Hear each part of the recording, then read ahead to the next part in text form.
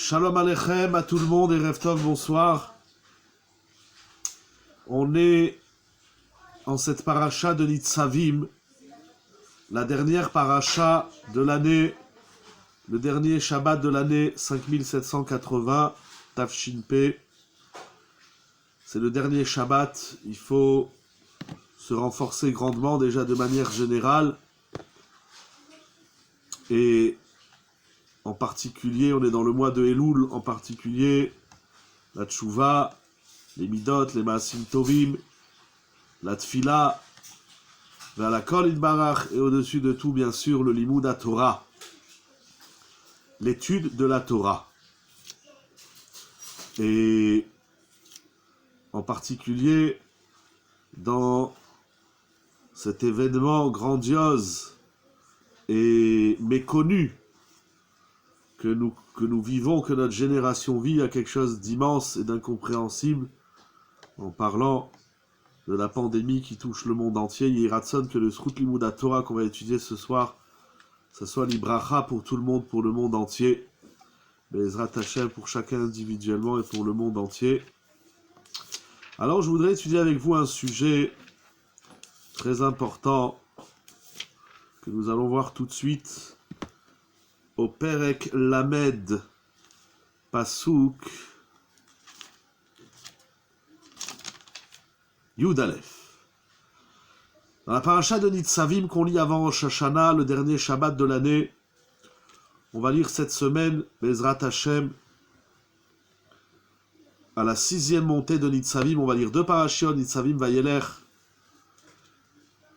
Au chapitre 30, verset 11, la Torah dit qu'il y a mitzvah azot, Asher anochi metzavecha hayom.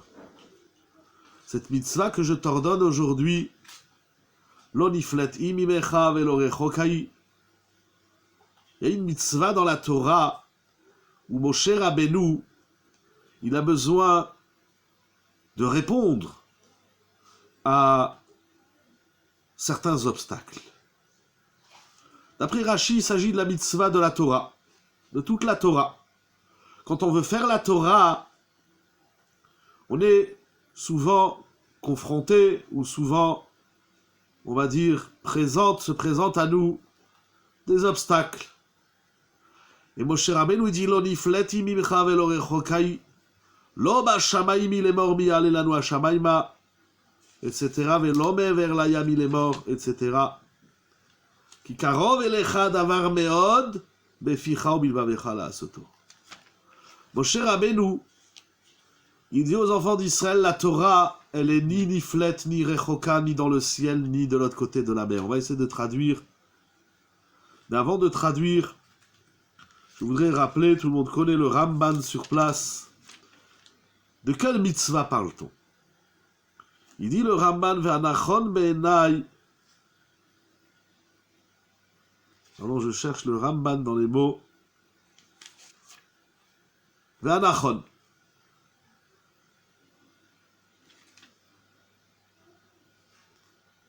Avala mitzvah azot à la tchouva. La Torah, quand elle parle de la mitzvah de la tchouva, que la mitzvah du moment, c'est la mitzvah de tous les jours, certes, mais encore plus durant le mois de Elul. Et à une semaine de Rosh Hashanah, la mitzvah, c'est la tchouva. Cette mitzvah de tchouva, où la Torah, d'après Rashi, connaît une certaine réticence de la part de l'homme. Il y a quelque chose qui nous freine à faire tchouva. En vérité, dans ces versets-là, dans ces psukim, on voit, merci pour les textes qui sont rapportés en bas d'écran, en vérité, dans ces versets-là, dans ces psukim, la Torah met en avant 4 obstacles qui freinent l'homme à la tchouva. Pire encore, qui freinent l'homme à toute la Torah. Quand on veut faire la Torah, il y a des choses qui nous freinent. Il y a des choses qui nous empêchent de faire la Torah. La Torah, elle en compte 4. Certains vont appeler ça le Yetzer Hara, certains vont appeler ça la paresse, certains vont appeler ça la Ta'ava. Il y a plein de raisons, malheureusement, qui freinent l'homme à faire la Torah tout entière et à faire tchouva. Alors, on ne va pas étudier les 4 obstacles à la tchouva, parce que chacun c'est un sujet en soi. Je voudrais en étudier un avec vous. Le pasuk dit Velo rechoka hi. La Torah tout entière et la tchouva en particulier ne sont pas loin de toi. Lo rechoka hi. Je veux juste comprendre dans ce pasuk. Ça veut dire l'homme il veut faire la Torah ou la tchouva et il a l'impression que la tchouva, c'est quelque chose qui est loin de lui. Moshe Rabbeinu lui dit non, la tchouva et toute la Torah, ce n'est pas loin de toi. Qu'est-ce que ça veut dire être loin d'une mitzvah? Normalement, la notion de rachok, d'éloignement, c'est une notion qui se dit sur une certaine distance géographique. Je suis loin d'une personne, loin d'un objet. Comme on dit, on est loin mais proche du cœur. Mais qu'est-ce que ça veut dire qu'une mitzvah, elle est loin? On dit à quelqu'un, mets les tefilines, il dit c'est trop loin. C'est-à-dire loin. C'est-à-dire quoi que mettre les tefilines, c'est loin? Les tefilines, tu les as là, ils sont sur la table. On dit à quelqu'un, arrête de dire du lachon hara, il dit je peux pas. Pourquoi? Il dit c'est loin, c'est trop loin de moi. Qu'est-ce que ça veut dire? On pourrait dire loin, ou Shabbat, etc. Toutes les mitzvot. Je peux pas faire Shabbat, c'est trop loin. Qu'est-ce que ça veut dire loin? Loin de quoi? Alors, on peut dire c'est loin, c'est-à-dire j'ai pas intégré, je me sens loin de la mitzvah. On peut proposer plusieurs explications, mais je voudrais partager avec vous un chidouche extraordinaire du Gaon de Vilna. Qu'est-ce que ça veut dire? Vous comprenez? Quelqu'un il dit je peux pas, j'ai du mal à faire la Torah parce que c'est dur. Bon, c'est une chose. C'est dur, on comprend, c'est dur. C'est dur de faire Shabbat, c'est dur d'arrêter de fumer Shabbat, c'est dur de pas prendre la voiture Shabbat. Nida, c'est dur. Il y a des mitzvot faciles, mezouza, c'est facile.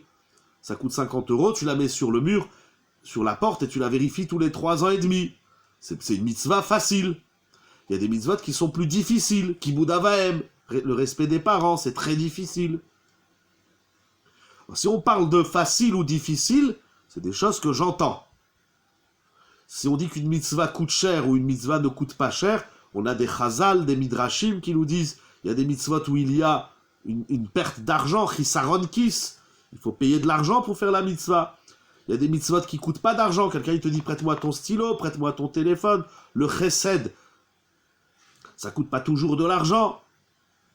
De toutes les façons, tu descends en ville, tu demandes à quelqu'un est-ce que tu peux me descendre? Son tu y vas alors. Bon, ça ne coûte pas cher. Alors, il y a des mitzvot qui ont un prix, il y a des mitzvot qui n'ont pas de coût. Il y a des mitzvot difficiles, il y a des mitzvot faciles. Facile dans le corps, facile dans l'âme, il y en a qui sont plus difficiles. Mais c'est vrai qu'une mitzvah, elle est proche ou elle est loin. Parce que si le verset dit « Velo rechokai », la mitzvah n'est pas loin de toi. Pourquoi? Il explique « Ki karov elecha » adavar meod. La chose, donc la tchouva pour le Ramban ou toute la Torah pour Rashi, elle est très proche de toi, dans ta bouche et dans ton cœur. Alors, ça veut dire quoi? L'homme, il pense que la Torah, la mitzvah, la tchouva, elle est loin, et Moshe Rabbeinu, il dit dans la Torah, non, elle n'est pas loin, elle est proche. Certains mefarshim, d'ailleurs, s'interrogent. Comment l'homme, il peut penser que c'est loin alors que c'est proche? C'est vrai, des fois, on cherche un objet, on cherche une clé, on cherche une paire de lunettes, on cherche son portefeuille, on cherche certaines choses, on pense que c'est loin, on les trouve, c'est juste devant ton nez. Bon, d'accord, c'est un objet. Mais l'homme, il pense que la Torah, dans sa généralité, ou la tchouva, en tant que mitzvah individuelle, il pense que c'est loin, et Moshe Rabbeinu dit non, c'est proche. Mais comment il peut y avoir un tel écart? Comment quelqu'un qui croit qui ressent, qui vit que la Torah elle est loin, Moshe Rabbeinu dit non, c'est pas loin, c'est proche. C'est quoi ces adjectifs rachok et karov dans une mitzvah? Rachok, loin, et karov, proche. On le dit sur une personne, sur un lieu, etc., etc. Vous avez compris la question, je pense. Le Gaon de Vilna, il écrit quelque chose d'incroyable. Voudrez-vous le lire? Le Gaon de Vilna, c'est ramené dans le Chumash Agra. C'est un commentaire qu'il a rapporté son Talmid. Rabbi Pinchas, le Maguid de Platsk, c'était un élève du Gaon de Vilna. Le Gaon de Vilna dit, si on veut comprendre et si on veut combattre l'écart qu'on a avec la Torah, à laquelle Moshe Rabbeinu il vient répondre, il dit, c'est pas loin, c'est proche. Il faut étudier un pasouk, un verset dans Michelet, qu'il a dit Shlomo HaMelech. Shlomo HaMelech, le roi Salomon, il dit dans les Proverbes, chapitre 3, Perek Gimel, Pasuk Yudzaïn, verset 17, Derachea darke Noam, vechol netivotea shalom. Derachea, les voies de la Torah sont des voies de Noam. On va revenir sur le mot, on va proposer plusieurs idées, mais on traduit d'ordinaire Noam, ça veut dire agréable. Les voies de la Torah sont agréables.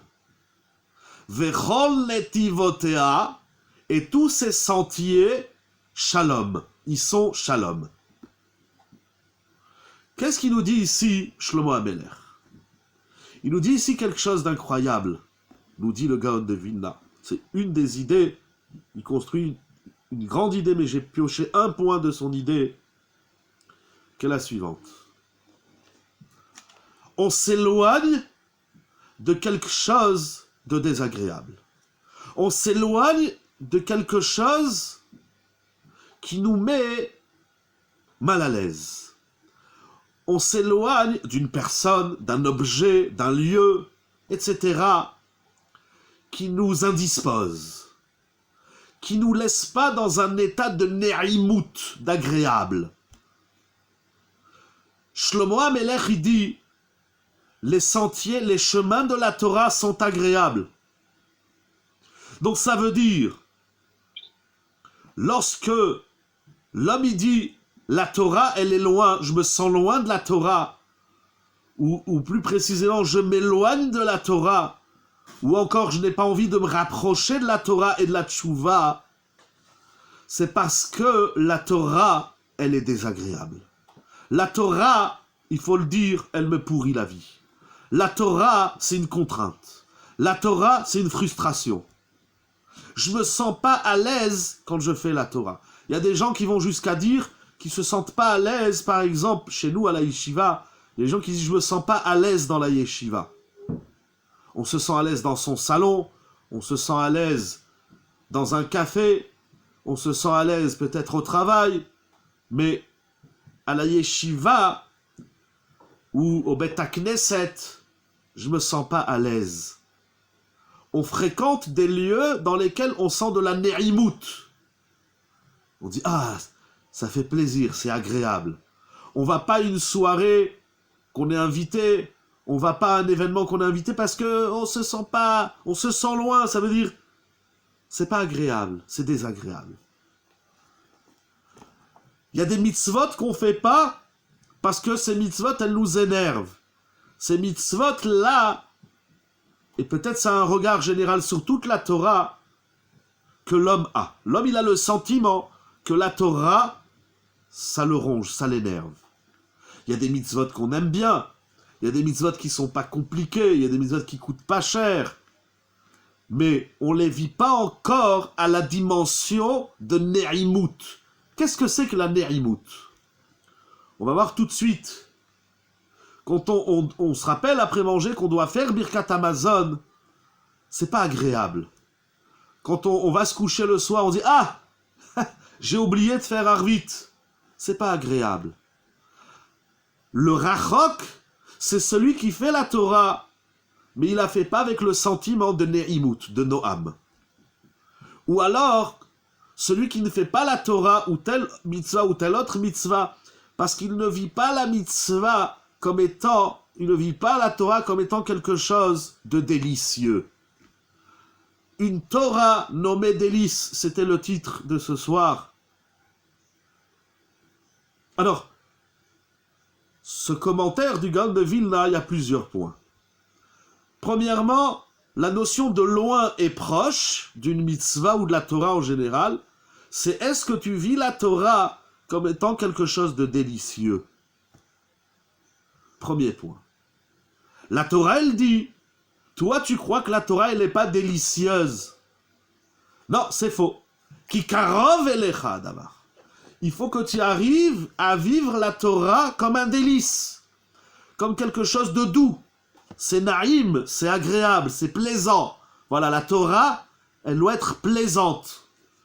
Alors ce qui est intéressant, c'est le discours entre Moshe Rabbeinu et l'homme. L'homme, il dit, mais la Torah, c'est pas plaisant, c'est dur. Shabbat, tu peux pas faire ce que tu veux. Un juif, il peut pas manger ce qu'il veut, il doit manger kasher, etc. C'est pas plaisant, la Torah. Exactement, chaque mitzvah, elle doit être ressentie avec cette ne'imut. Chaque mitzvah individuelle est toute la Torah. Kibud avaim, le respect des parents, c'est pas toujours plaisant, c'est pas toujours agréable. Alors, ou c'est désagréable, je la fais pas, ou je la fais, mais je la fais avec ce sentiment de frustration, ce sentiment de contrainte. Mais de là, vivre une mitzvah comme quelque chose de délicieux, vous mangez un bon gâteau, un bon chocolat, un bon plat, ou vous faites des activités agréables. Eh bien, il faut vivre la Torah comme quelque chose d'agréable. L'homme, il pense que la Torah, elle est désagréable. Moshe Rabbeinu lui dit Karov elecha davar meod. Donc, si rachok, ça veut dire désagréable, Karov, proche, c'est que tu dois vivre la Torah de telle manière de te sentir proche d'elle. Comment tu vas faire pour te sentir proche de la Torah? C'est quand tu vas vivre ta Torah avec ne'imut, avec délice. Cependant, le discours, il est peut-être intéressant. Le commentaire du Gaon de Vilna, il est intéressant, puisqu'il rapporte, il va relier notre pasouk avec celui de Michelet. Mais il y a une question. Soyons, pardon, je parle à mon niveau, mais soyons honnêtes. Combien de choses nous faisons dans la Torah où nous les ressentons délicieusement? On sent on se délecte de la Torah. Mais soyons, c'est davantage anti-physique.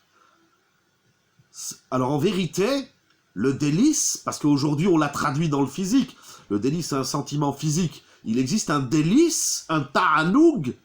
Regardez le Messilat Yesharim. Par exemple, voilà le passage que vous rapportez,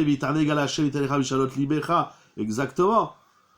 C'est ça que j'ai dit, le ta'anoug. Regardez le Messilat Yesharim, qui dit que la vie de l'homme, Yesod, Achasidut, Veshoresh, Avoda, ce qu'on appelle la Chasidut et la Avodat Hashem, l'Ita'aneg à l'Hashem. On doit vivre, pas seulement en harmonie avec Akadosh Baruch. On doit vivre en ta'anoug.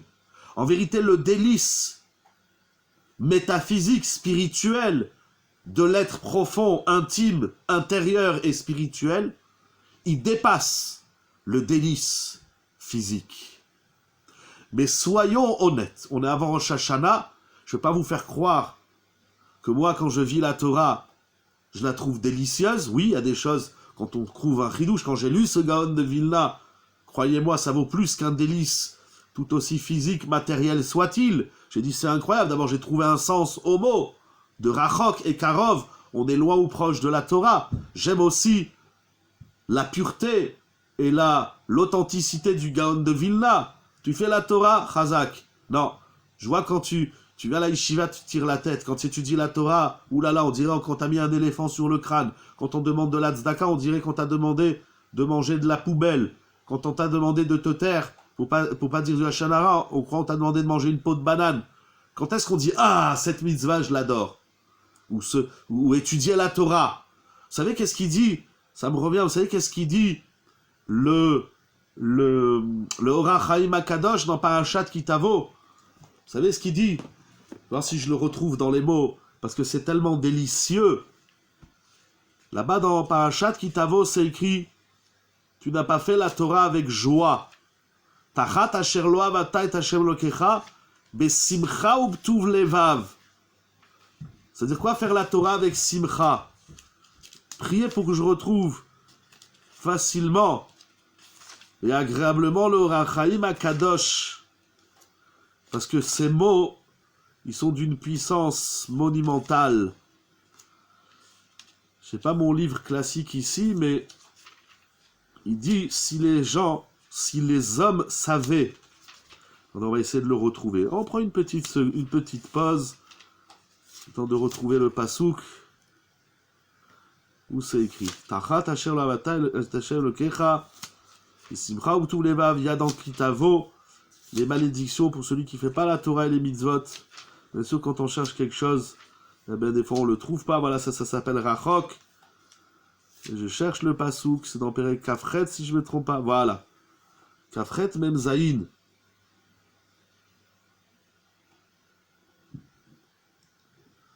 Je cherche les mots du Orach Chaim.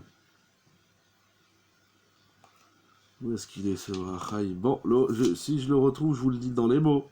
Mais le Orach Chaim HaKadosh, il dit si les hommes savaient quel bonheur nous délivrait la Torah, on courrait vers la Torah. C'est pas seulement que c'est karov, que c'est proche. On se rapproche, parce que si c'est agréable, c'est pas seulement qu'on est proche. On fait tout pour se rapprocher de la Torah. C'est dommage, je ne retrouve pas les mots du Orach Chaim HaKadosh, parce qu'ils sont vraiment extrêmement puissants. Bon, si quelqu'un les retrouve, on les dira. Il dit, mais si les hommes, ils savaient, on courrait. C'est quelque chose d'agréable. Si on dit à quelqu'un, viens faire ça, il dit, oh non, oh là là. Mais il y a des gens qui disent ça, on attend qu'on nous demande de le faire. Il y a un délice de la Torah qui est immense. C'est dommage, je ne retrouve pas les mots. Bon, si ça me revient. J'ai trouvé le pasouk Tachat. Je ne retrouve pas les mots du Orach Chaim HaKadosh, c'est Chaval. Bon, si on retrouve, on dira, mais c'est quelque part dans Kitavo. Pardon, laissez-moi encore quelques petites secondes, parce que ça, voilà. Quand on cherche quelque chose et qu'on ne trouve pas, ça enrage.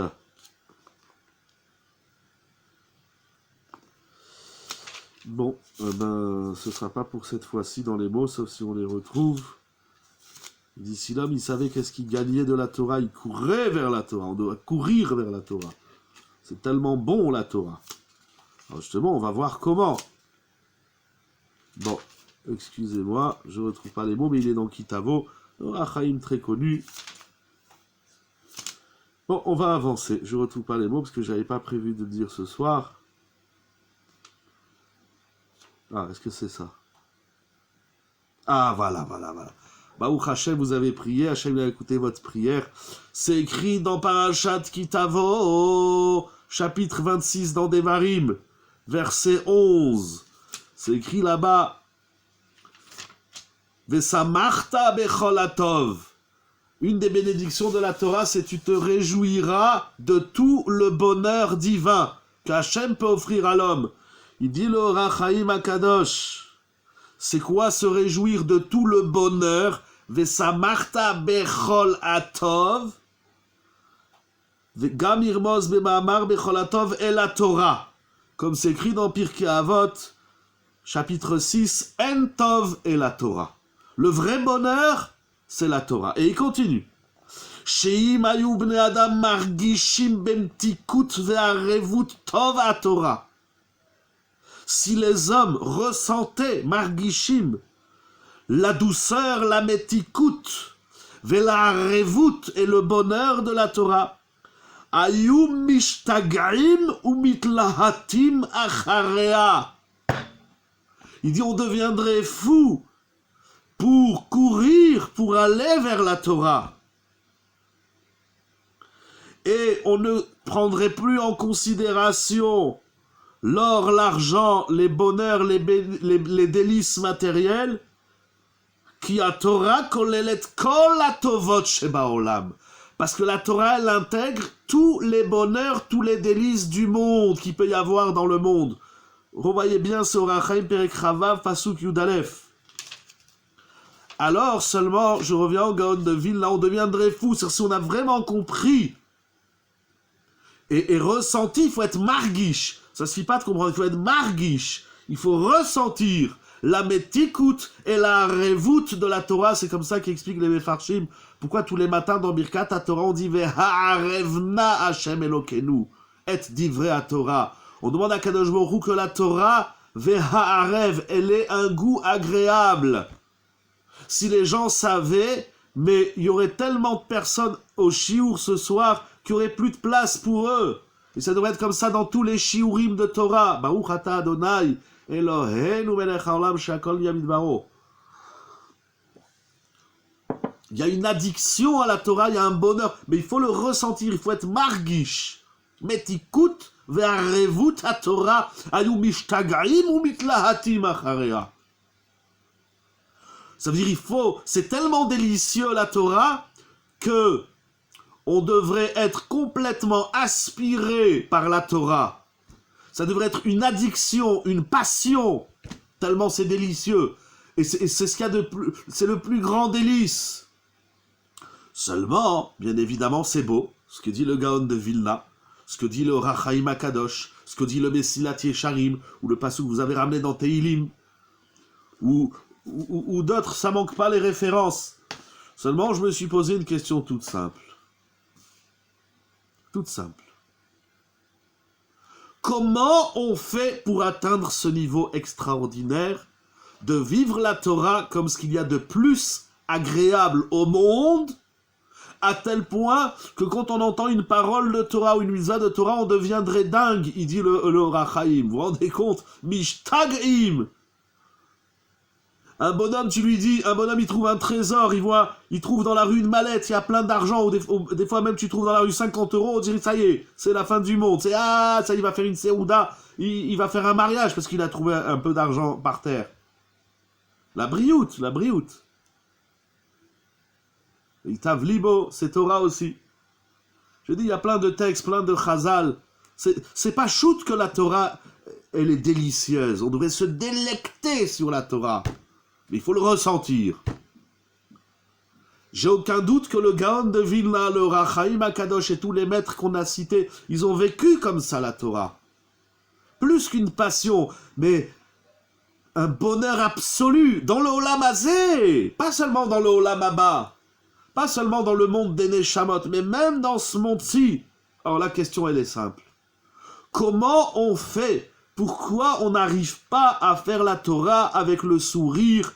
Pourquoi quand Shabbat il rentre, on dit « Oh là là, c'est Shabbat » et quand il sort, on dit « Ouf, il est parti ». Pourquoi il y a des mitzvot qu'on fait comme un boulet de canon? Pourquoi il y a des mitzvot, et même si on ne les fait pas comme un boulet de canon, on ne les fait pas avec le sourire, l'agréable, le délice? Pourquoi? Comment on fait pour atteindre cette madrega? Quelle est la avoda? Quel est l'exercice? Comment on doit faire pour qu'on... Par exemple, quand voilà, je veux dire du Lashon Hara. Ah non, je me retiens. Alors, au lieu de dire, je me retiens de pas dire du Lashon Hara, on dirait, il va mourir, le gars. On dit, ça me fait du bien de pas dire du Lashon Hara. Au lieu de dire, ça me fait tellement de bien de dire du Lashon Hara, que quand on n'en dit pas, on dirait, on va devenir fou. Non, vive le contraire. Ça me fait du mal de dire du Lashon Hara. J'ai mangé de la poubelle quand j'ai dit du Lashon Hara. Quand j'en dis pas, je me sens bien. Rav Shach, il disait, quand je fais la tfila, la prière, je sens un bonheur absolu de pouvoir parler avec Akadosh Baruch Hu. Comment on fait? Je parle de moi, Mechila, mais à mon niveau, pour dire, j'ai fini de manger, je vais faire Alamichia. Le Alamichia, ou le Birkat Hamazon que je récite après le repas, il est plus délicieux que le plus bon des couscous ou des boulettes. Parce que le judaïsme, il est malheureusement devenu une grosse boulette. Les boulettes de Rosh Hashanah, les boulettes de Kippour, les boulettes de Sukkot, les boulettes de Pessah. Comment faire pour que mon Birkat Hamazon, il soit plus délicieux, plus agréable que le meilleur des couscous ou des pkaïla que j'ai pu manger dans ma vie, ou les meilleurs des gâteaux? Comment faire pour qu'au lieu de dire « Oh là là, il faut aller à la tfila »,« Oh là là, il faut encore aller marcher 1 kilomètre pour aller à la yeshiva », dire « Ah, j'attendais ce moment où je vais aller étudier la Torah ». Comment on fait pour trouver le moyen que la Torah, elle soit agréable? C'est l'être humain qui a inventé le... Pardon, je peux pas lire toutes les questions. Le kroll, j'ai pas compris. C'est l'être humain qui a inventé le kroll. Ça veut dire... Non, pardon. C'est pas ça. Et je reviens en arrière. C'est bon? J'ai pas... Alors... Le kroll, c'est quoi veut dire quoi que l'être humain, il a inventé le kroll? J'ai pas bien compris votre question, excusez-moi. L'être humain, il a rien inventé, il a tout découvert. C'est pas pareil. Tout, c'est Hachem qui l'a inventé. Mais j'ai pas bien compris. Si vous voulez la réécrire un peu, la détailler... oui, j'ai compris. Mais j'ai pas compris par rapport à ce que je dis, qu'est-ce que vous voulez dire? L'homme, l'être humain, il a inventé le profane. Alors dans le profane, on sait... Tout n'est pas Chol. Oui. Tout n'est pas Kodesh. Donc s'il n'y a que du... Tout n'est pas Kodesh. Comment on fait pour placer partout du Kodesh alors qu'il y a du Chol? Par rapport à votre intervention, mettre la Torah dans le ressenti total, absolu, toute la journée, toute la nuit. Il y a du Chol dans la vie, comment on fait? Vous avez posé une très bonne question. Mais regardez, on va d'abord se concentrer sur la partie Kodesh de la vie. Ah, attendez, j'ai un appel, mais il faut que je le coupe. Voilà. Regardez, avant, vous avez posé une très bonne question. Attendez, question par question.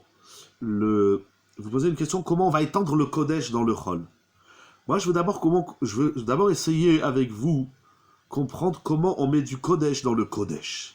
Ça veut dire, ok, il y a le Chol, il y a le travail, d'abord tout ce qui est Chol, c'est-à-dire profane, tout ce qui est Chol n'est pas systématiquement contre la Torah. Il faut travailler, on vit en exil parmi les goïms, on est dans la matérialité, dans la galoute. Mais tout ce qui est Chol n'est pas systématiquement à l'encontre de la Torah. Je m'explique. Moi, je veux comprendre comment d'abord la Torah, c'est-à-dire, et en vérité, la question que je soulève, elle va répondre à la vôtre, ça veut dire, si ma Torah, si mon Kodesh, je le vis de façon délicieuse, alors automatiquement, ça va s'étendre dans le temps et dans les activités Chol. Je m'explique. Vous avez mangé un bon couscous, mais vous allez en parler une semaine. Les gens, ils reviennent de voyage, de l'Australie, de l'Espagne, de je ne sais où. On va en parler, on peut en parler 1 an d'un événement qu'on a vécu qui nous a délivré un bonheur. Ça veut dire, l'événement, il s'arrête pas, il n'est pas emprisonné dans le temps.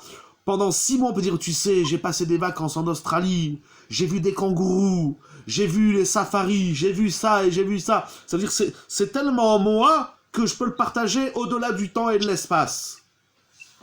Il y a des gens qui arrivent à vous faire saliver sur un gâteau que vous n'avez jamais mangé. Ils vous l'expliquent tellement, c'était tellement bon. Donc, pardon, si on peut couper les micros, excusez-moi.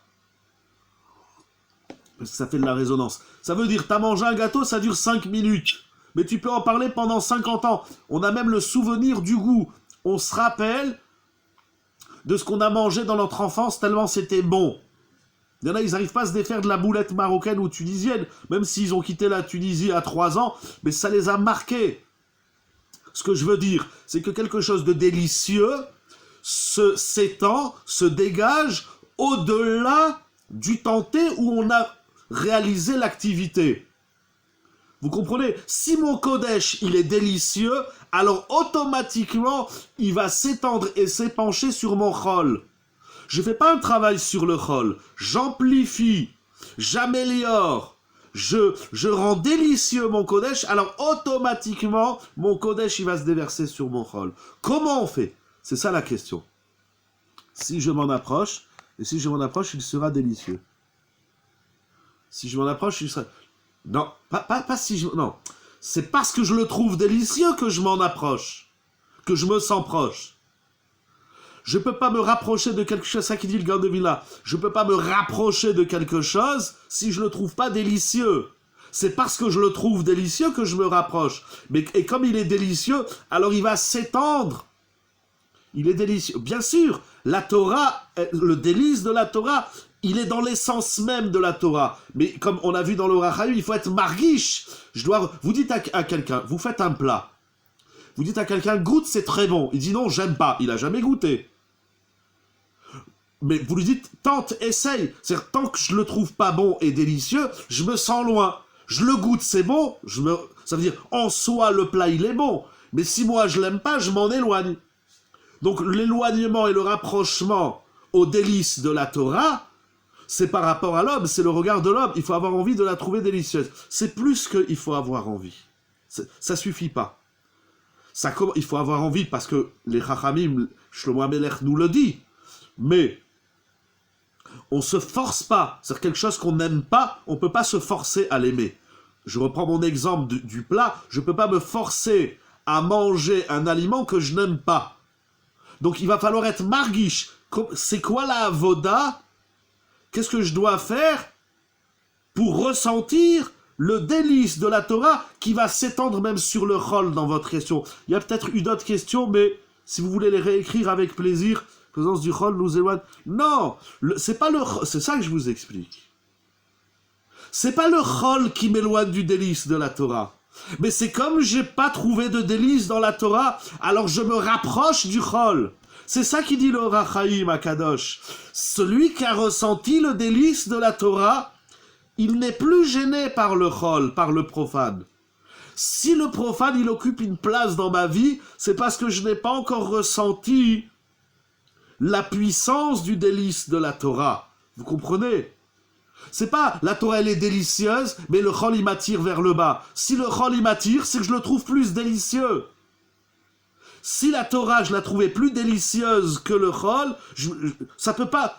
Vous mangez un plat qui est exceptionnel. On vient, on vous dit, bon tiens, prends ça. Je dis non, mais tu vois pas que je mange le meilleur des plats. Si je me sens bien là où je suis, j'ai pas besoin d'aller goûter un autre plat.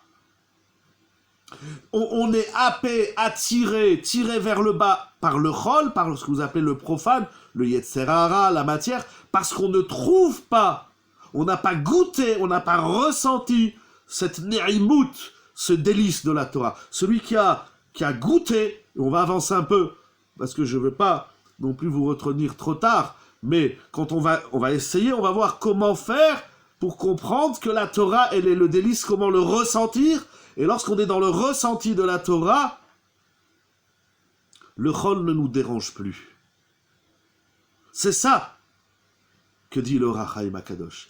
כשמרגישים מתיקות וערבות התורה, היו משתגעים ומתלהטים אחריה.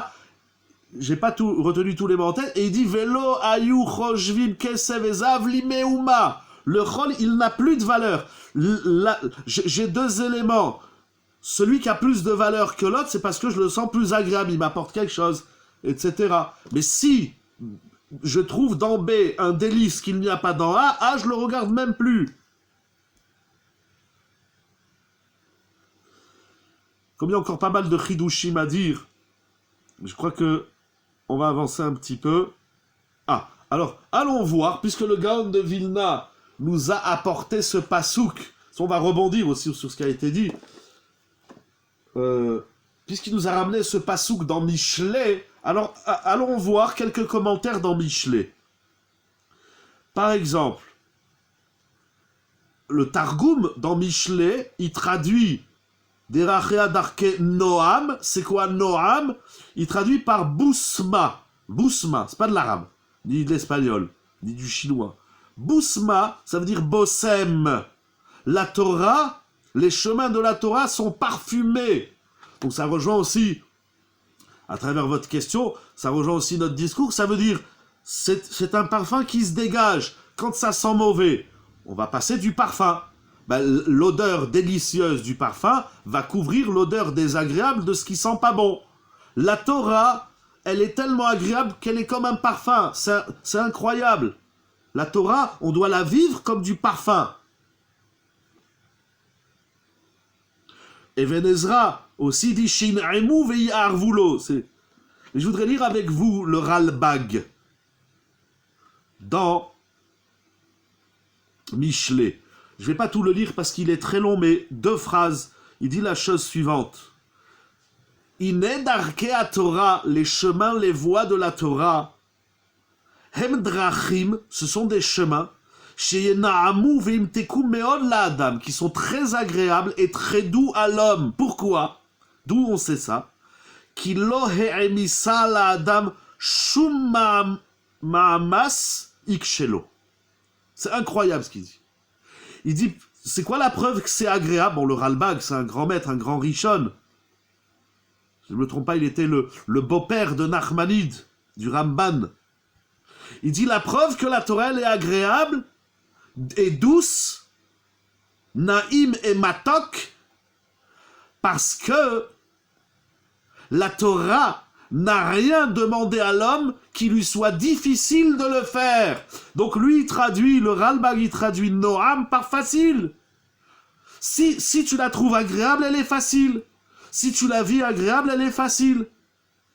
Aval kol ma sheba, mais tout ce qui est écrit dans la Torah, mina mitzvot ve'azarot, des commandements et des mises en garde, hem dvarim arevim ve'retzuyim be'atzmutam, ce que vous avez dit aussi tout à l'heure, une personne qui est intervenue, ce sont des choses qui sont agréables en elles-mêmes, c'est-à-dire dans l'essence même de la Torah, elle est douce, belle et agréable. Pourquoi? Et il continue. Je vais lire encore 6 mots. Vechol letivot Torah, et tous les sentiers de la Torah, hem shalom, parce que c'est la suite du pasouk, Vechol letivotea shalom, il dit le Ralbag quelque chose d'incroyable. Les sentiers de la Torah sont la paix, sont le shalom, l'harmonie, l'apaisement, du gouf et du nefesh. Ce que vous avez appelé le chol, le Ralbag, il appelle le gouf, le corps, la matière. Eh bien, il dit même le corps, il peut trouver que la Torah, elle lui parle et elle est délicieuse. C'est pas je fais la Torah, ma neshama, elle comprend que c'est délicieux. Mais mon corps, il vit la Torah comme un poids. Non, c'est tellement délicieux que même le corps, vous vous rendez compte ce qu'il dit le Ralbag? Que même le corps, il dit c'est vrai, la Torah c'est bon. C'est meilleur qu'un couscous boulette, qu'un hamburger frites, qu'un Coca-Cola. Bon, Coca-Cola c'est spécial, ok. C'est tellement délicieux. C'est facile d'honorer ce pas? Non, c'est très difficile. C'est facile? Non, c'est très difficile. C'est ça que vous avez écrit. Attendez, je vais essayer de retrouver votre question. Parce qu'il faut... Moi, j'ai pas... Alors, discussion... C'est facile... Ah, ouais, avec une point d'interrogation. C'est facile d'honorer ses parents? Oh là là là là! Toutes les questions, tout ce que vous m'avez écrit, que j'ai pas lu. Et si ça commençait par tenter de supprimer l'orgueil? Ah, c'est bien ça, l'orgueil de tout à l'heure. Il y a quelqu'un qui a écrit. Et là, toi, qu'est-ce que tu dis? C'est facile d'honorer ses parents. Vous devez rigoler hein, quand je bidouille mon téléphone. Vous avez bien raison. Hop, et puis c'est reparti. Et c'est revenu. Voilà. L'orgueil. Mamma mia, l'orgueil. Ça tue l'homme, ça tue le délice de la vie, l'orgueil. Est-ce que c'est facile? Mais c'est ça que je dis. Non seulement que c'est pas facile, mais qu'est-ce qu'ils nous racontent les Rishonim? Le Gaon de Vilna, le Ohr HaChaim HaKadosh, le Targum. Oui, quand tu vas voir ton père ou ta mère, tu dois dire comme si tu rentres dans une parfumerie. C'est Nora Ve'ayom. Des fois ta mère elle te saoule. Mon fils, tu as fait tes devoirs. Mon fils, mets ton écharpe avant de sortir. Maman, il fait 40 degrés dehors. Quelle écharpe? Tu parles pas comme ça à ta mère. Tu dis oui maman, je mets l'écharpe. Et tu transpires, comme un ouf, comme tu es au Sahara. Ça, le gars de Vilna, il dit c'est agréable d'écouter sa mère. Le Ohr HaChaim, il dit mais on devrait courir vers sa mère et son père. Le Ralbag, il dit c'est facile. Ah bon, je veux comprendre comment on fait. On va avancer un petit peu. Comment on fait? Comment on fait pour vivre ça? Alors, après les commentaires que j'ai survolés, parce qu'il y a tout un travail encore plus profond à faire, déjà le Ralbag, vous allez voir, ceux qui ont le Ralbag, vous allez voir, il a écrit 30 lignes sur ça. Je vous ai lu 2 demi-phrases. Mais j'adore ce commentaire du Targum des Bousma. C'est un bossen. La Torah, c'est un parfum. Comment on fait pour que notre Torah, elle soit parfumée? Et là, on trouve le Noam et le Shalom. Le Noam et le Shalom, pas seulement de moi envers les autres, mais de moi envers moi-même. Que même mon corps, il adhère à la Torah. C'est tellement parfumé, c'est tellement épicé, que même mon corps, il dit c'est facile de se lever le matin, c'est facile d'étudier la Torah. Comment on fait? Ribono Shalolam, je ne peux pas vous laisser comme ça. J'espère que j'ai trouvé une des réponses. Mais même moi, quand je dis ça, un tel décalage, Shlomo Ameler, le Gaon, le Rachaim, etc. Ils disent, mais arrête de croire que la Torah c'est dur, c'est pas vrai. Mais comment c'est pas vrai? C'est dur. Ah non, c'est pas dur. Si tu la trouves dure, c'est que tu la trouves pourrie, c'est que tu la trouves désagréable. J'essaie de me retenir de pas dire des mots qu'on dit pas dans un chiour. Si tu n'aimes pas la Torah, c'est que tu la trouves pas belle, c'est que tu penses que la Torah elle sent mauvais. C'est incroyable ce qui est écrit ici. Comment faire pour que la Torah elle sente pas mauvais, pour que notre Torah elle sente bon, parfumé. C'est incroyable. Alors, le Gaon de Vilna lui-même, dans son commentaire sur Shira Shirim, il écrit quelque chose d'incroyable. Puisque le pasuk dit Derachea darkenoa vechol letivotea shalom, je vais vous lire le Gaon dans son commentaire sur Michelet. Klomar, c'est-à-dire, Shedarkea Torah hem drachim lavo leanoam. Ça veut dire, la Torah qui est le délice, elle va aussi, elle contient également les moyens pour que tu arrives à ce délice. C'est la Torah, c'est le moyen et le but. La Torah, Darkei Torah, les voies de la Torah, sont les voies, sont les drachim, sont les chemins qui te conduisent à l'agréable. Ça veut dire, c'est comme si je dirais, les chemins de la Torah te conduisent à la Torah. Tu veux trouver la Torah agréable, prends les chemins de la Torah qui te conduisent à l'agréable de la Torah. On n'est pas plus avancé, vous avez raison, dans la réponse, mais d'abord le Gaon qui nous dit que la Torah, elle est Noam. Elle est Noam dans son essence, comme on l'a vu dans le Ralbag, mais elle détient également les outils pour fabriquer ce parfum. C'est dans la Torah elle-même qu'on va trouver le moyen pour vivre la Torah comme un parfum. Comment on fait ça? Alors tout à l'heure, vous avez dit, il y a quelqu'un qui a écrit, il faut avoir envie. D'abord, il faut avoir la conscience. Il faut se dire, et il faut trouver, dans la Torah, non, c'est pas on se le répète, la Torah elle est agréable, la Torah, oh là là, c'est dur, non. Ça veut dire, le Gaon de Vilna, là, dans Michelet, il nous dit, quand tu fais la Torah, débrouille-toi, trouve le moyen dans la Torah elle-même de vivre la Torah en délice. Ne cherche pas ailleurs, tu ne le trouveras pas. La Torah elle-même, il y a un mode d'emploi pour arriver au Noam, pour arriver au délice. Ça veut dire, avant de faire une mitzvah, alors il y a des mitzvot, ça va être facile, vous allez voir, il y a des mitzvot, ça va prendre un peu plus de temps. Il y a des mitzvot où il faut se le rappeler. Mais, regardez Rabotai, j'ai eu dans ma tête, en préparant ça, Kadosh Baruch Hu m'a mis quelque chose dans ma tête que je voudrais partager avec vous. Vous savez, dans une semaine, c'est Rosh Hashanah.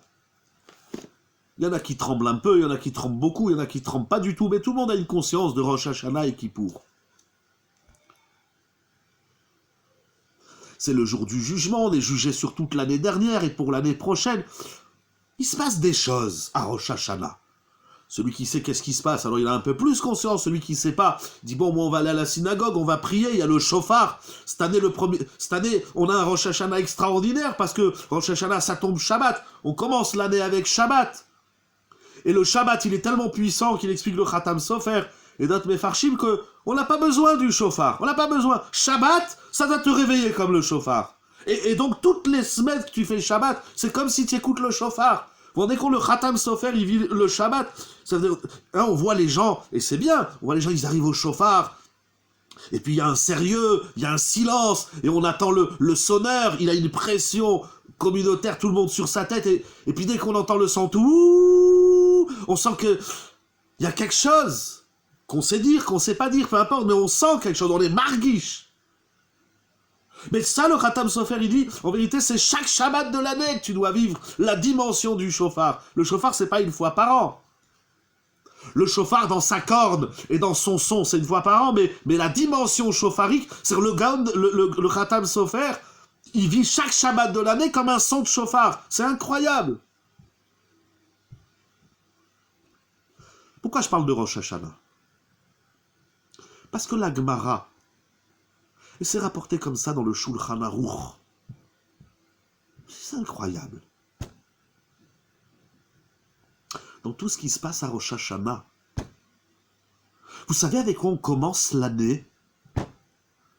Comment on commence l'année? Bien sûr avec Arvit, Kabbalatol Malchut Shamayim, la lecture du schéma. Le premier schéma de l'année, c'est quelque chose d'exceptionnel. Le premier Arvit. Après, on rentre à la maison, on fait un kidouche magnifique. Encore une fois, cette année, en plus, ça, c'est vendredi soir. Qu'est-ce qu'on fait après?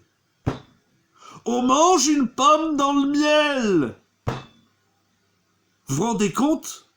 Depuis le Ganon, on apprend aux enfants qu'un juif, il fait Rosh Hashanah dans le miel. Ce soir, je parle pas de la pomme, je parle du miel. C'est ça, Rosh Hashanah. On ouvre l'année, mais moi j'aurais dit on ouvre l'année avec 3 jours de jeûne, ou avec 3 jours de prière, ou 3 jours d'études, ou d'autres mitzvot. On commence l'année juive avec du miel. C'est incroyable. Vous connaissez le pshat de mon père, Isacher Letov, Rav Mergi, jusqu'à 120 ans en bonne santé parmi nous. Il dit chaque fois, miel, c'est miel kamocha, miel kamocha. Chaque fois, il nous dit ça chaque année depuis qu'on est enfant. Je sais pas, arrête, c'est rigolo, bon, c'est mignon, mais miel et miel, ça n'a rien à voir. Mais non, il a raison, tu dois vivre à Kadosh Baruch Hu comme du miel. Ta Torah, ta vie, on ouvre l'année juive avec du miel pour se rappeler, pour s'imprimer de ça notre vie. La vie d'un juif, c'est du miel. La Torah, c'est du miel. Comment on fait ça? Je sais pas. Débrouille-toi. On doit se débrouiller, mais on doit... Et ça veut dire que si on se sent loin de la Torah, c'est qu'on vit pas, on n'a pas vécu la Torah comme du Noam. Mais vous vous rendez compte, on commence le jour du jugement. Devant Kadosh Baruch Hu. Il y a des gens, ils voient la police. Attention, il y a la police, vite, on met la ceinture, on met le masque, vite, vite. Il y en a, ils vont au tribunal, ou ils vont au commissariat, ou au tribunal, on trempe. Devant Kadosh Baruch Hu, on se présente avec un pot de miel. Mais c'est incroyable, c'est extraordinaire. Voilà, ça, c'est délicieux. Voilà, rien que ça, que les chachamim. Après, il y a d'autres aliments. Chacun, il a un sens. Tapouach bidvash. C'est incroyable. J'ai lu des dizaines de commentaires sur la pomme dans le miel qui sont tous extraordinaires. Mais je me suis dit, je veux partager avec vous quelque chose de simple. On commence, c'est-à-dire que ta vie de juif, et c'est comme ça que tu es inscrit dans le livre de la vie, dans le livre de la Parnassa, dans le livre du mariage, dans le livre des enfants, dans le livre de la santé, dans tous les meilleurs livres qu'Akadosh Baruch Hu peut nous inscrire. C'est si tu vis ta vie comme du miel, si ta Torah c'est du miel. Mais comment on fait? Il faut se débrouiller, il faut vivre la Torah comme du miel. Mais ça veut dire aussi que si j'ai pas atteint le miel de la Torah, la ne'imout de la Torah, je suis pas encore rentré dans la Torah. On rentre dans la Torah, on rentre à Rosh Hashanah avec un pot de miel. Arrêtez de venir dans les synagogues avec vos kippot ou vos sidourim. Venez dans les synagogues avec des pots de miel. C'est incroyable ce qui est écrit ici. J'ai pas de mots pour vous. Vous savez c'est quoi du miel? Attention, il y a des miels pas cachers, hein, il faut faire attention. Mais bon, c'est pas le sujet. C'est Nora Ve'ayom. Je voudrais finir avec 2 points. Le premier, il dit Rameshulam David. Il a un long texte sur ce pasouk de Michelet qui est très intéressant. Je vais vous lire 2 phrases.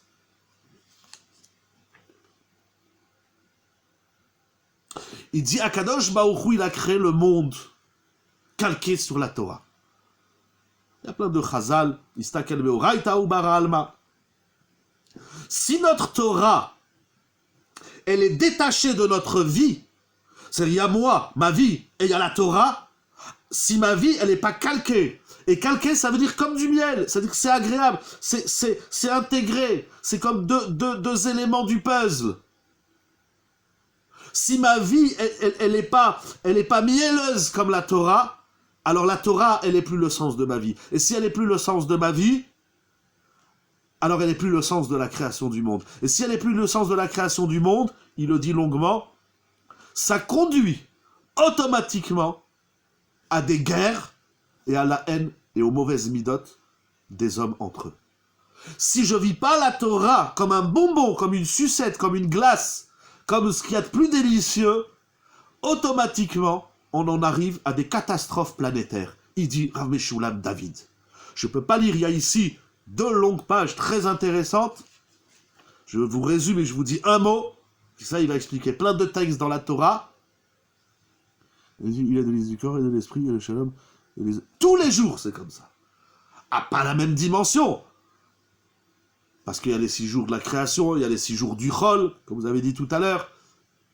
Shabbat, en tout cas, ce qui est clair, c'est que Shabbat et Yom Tov, c'est que du bonbon, c'est que de la crème, c'est que de la glace, appelez ça comme vous voulez, c'est que de la neimout, c'est que du miel. Dans la semaine, on a des moments. Si c'est la prière, si c'est les brachot, si c'est chaque mitzvah qu'on fait, ou chaque avéra qu'on ne fait pas, il faut la vivre plus qu'avec le souvenir. Là, je suis en train de manger un bonbon au miel. Si on n'arrive pas à cette madriga, à ce niveau-là, alors notre Torah, elle a un problème, elle n'est pas totale, elle n'est pas pleine, elle n'est pas absolue. Et notre vie, elle est pleine de guerre et de haine. C'est les mots de Rav Meshulam David.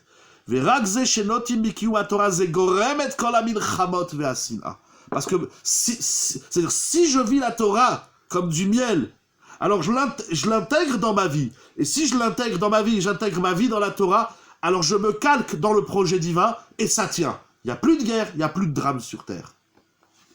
Je voudrais finir avec vous et vous lire 2 phrases dans le Rambam, dans Maïmonide. On n'a pas beaucoup de temps, je ne peux pas trop m'étaler, mais je vais vous lire ces phrases. C'est tout simplement monumental. Si on les lit seuls, il faudra les retravailler. Mais je voudrais intégrer ce que dit le Rambam au discours de ce soir. Regardez qu'est-ce qu'il écrit le Rambam. Il se trouve dans les lois sur Hanouka, Rambam Hanouka Perek Dalet, Halacha Yud Dalet. Le Rambam, il va ramener le verset de Mishle Derache Adar Kenoam Vechol Letivotea Shalom. Regardez qu'est-ce qu'il écrit le Rambam. Shlomo HaMelech, le roi Salomon, lorsqu'il dit que les chemins de la Torah sont les chemins du délice et que les sentiers de la Torah sont les sentiers du Shalom, il dit le Rambam, Gadol HaShalom, grand est le Shalom, Shekol HaTorah nitena lasot Shalom ba'olam, Sheneemar derachea darkenoam vechol letivotea Shalom. Le Rambam, il dit quelque chose d'immense. Il dit Akadosh Baruch Hu, il a donné la Torah dans le monde pour une seule et unique raison, c'est pour qu'il y ait la paix dans le monde. Dans le monde, pas la paix en Israël ou la paix chez toi, la paix dans l'univers tout entier. Chez quand la Torah nitna, la Torah n'a été donnée pour une seule et unique raison. Pour qu'elle imprime le shalom dans le monde, et ça le Rambam il le tire du verset que nous avons lu dans Michelet. C'est tout simplement ce qui est écrit ici dans le Rambam. C'est-à-dire quand tu dis à quelqu'un, pourquoi tu fais la Torah? Il dit parce que Dieu il m'a dit. Et pourquoi Dieu il t'a dit de faire la Torah? Je sais pas, justement, je me pose la question tous les jours. Tu n'as rien compris. Tu n'as rien compris. Il dit le Rambam, tu n'as rien compris. La Torah, c'est pas pour créer des frustrations, c'est pas pour créer des différences, c'est pas pour créer des dissidences, c'est pas pour créer de la haine, au contraire. La Torah, c'est le mode d'emploi du shalom. Sans Torah, il n'y a pas de shalom. Il dit Rav Meshulam David, parce que la Torah, elle est le programme, elle est le mode d'emploi du monde. Hachem, il nous a donné la Torah pour une seule et unique raison. Il ne faut pas oublier ça. Mais donc ça veut dire que quand tu fais la Torah et que tu n'es pas en shalom, tu ne fais pas bien la Torah. Ah, mais j'entends. Alors je vais être Béchalom. Sans Torah, ça n'existe pas. Il y a une Torah et un shalom. Tout le reste, ça n'existe pas. Sans Torah. C'est-à-dire, ma Torah, de la Torah doit se dégager un parfum qui s'appelle le shalom. Et regardez, je vous montrer une autre halakha du Rambam qui se trouve dans Ilchot Melachim, Perek Yud, halakha Yudbet. Il dit le Rambam, c'est quoi le shalom dans le monde? Afilu ha'akum, c'est même avec les goyim, avec les peuples, avec les nations. Comment on est en shalom avec les nations? Comment on évite toutes les guerres? C'est ça qu'il dit aussi Rav Meshulam David. Quand il n'y a pas de Torah, il n'y a pas de shalom. Il n'y a pas de shalom, tu es en guerre avec le monde entier. Quelle que soit la nation, quelle que soit la personne, c'est milchama vesin'a. Ça s'écrit Rabotai dans le Rambam, Maïmonide. Même avec les goyim, si vous chachamim, c'est incroyable, pardon, excusez-moi que je crie, je sais pas pourquoi, mais c'est tellement délicieux. Si vous chachamim, les sages nous ont ordonné, les vaker cholehem, d'aller rendre visite à des malades non juifs. C'est écrit dans le Rambam Ilchot Melachim. C'est-à-dire que si tu as une voisine qui est tombée malade, va lui rendre visite à l'hôpital. C'est une mitzvah des chachamim d'aller rendre visite un goy qui est malade. C'est incroyable ce qui est écrit ici. Velikbor metehem immete Israël. Et c'est aussi une mitzvah d'enterrer les morts des goyim. C'est un goy qui dit, je sais pas quoi faire. Attends, je vais appeler la Chevra Kadisha. On va s'occuper de ton défunt. Il continue le Rambam. Ou les farnes aniyehem. C'est même une mitzvah. Il dit, si vous chachamim, c'est incroyable, de donner à manger au pauvre goy. Il y a un pauvre dans ta rue, il n'a pas de quoi manger, donne-lui 10 € qu'il aille s'acheter une baguette, qu'il aille s'acheter une bouteille d'eau ou de Coca-Cola ou ce qu'il veut. C'est une mitzvah, c'est incroyable ce qui est écrit ici. D'aller rendre visite, tiens, un voisin qui est malade, appelle-le, un goy, Arthur ou je sais pas comment il s'appelle, Jacques, Jean, ce que tu veux. Allô, vous allez bien, c'est monsieur le rabbin, je veux de vos nouvelles. Il y a un vieux dans ton immeuble qui est abandonné ou une vieille, va lui rendre visite. C'est incroyable ce qui est écrit ici. C'est une mitzvah de s'occuper, on va pas parler des morts, mais même des morts goyim. Ou les farnes aniyehem, un pauvre dans la rue, un goy. Pardon, les goyim ils n'aiment pas qu'on dit le mot goy. Il te dit, j'ai pas de quoi manger. Au lieu de lui jeter une petite pièce jaune, donne-lui 5 € qu'il va s'acheter, ou amène-lui un sandwich. Pourquoi il dit le Rambam, mi pene darke shalom? C'est que le shalom de la Torah, le noam de la Torah, c'est un parfum qui doit se ressentir même parmi les goïms. C'est-à-dire là, il n'y a plus de troll. Un juif qui fait la Torah en bonbon, en douceur, en délicatesse, en délectation, ça, ce ressenti-là, c'est pas seulement de moi, vis-à-vis de moi. C'est-à-dire, la Torah que je vis, elle est tellement mielleuse, que même l'autre lointain, ma femme, c'est clair qu'elle va se sentir comme ça. Mes enfants, les gens de la même communauté, mon voisinage, et même les goïms, ils disent, ah, vous savez, j'ai vu un tel, ah, ça m'a fait plaisir, il a pris de mes nouvelles. Voilà, je sais pas, voilà. Il ratsonne, c'est tellement surpuissant que c'est pas délicieux, c'est pas mielleux. Quand il y a du miel, ça doit se ressentir même chez les goïms.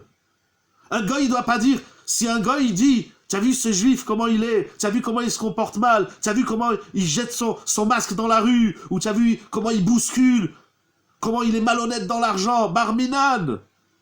Ma Torah, elle doit être tellement mielleuse que l'univers tout entier, il doit ressentir le parfum de ma Torah. Une Torah nommée délice. Derachea darkenoam vechol netivotea shalom. Je vous dis Shabbat shalom ou mémoire dans le miel, dans l'agréable, dans le doux. avec un X. Shabbat Shalom, Mevorach.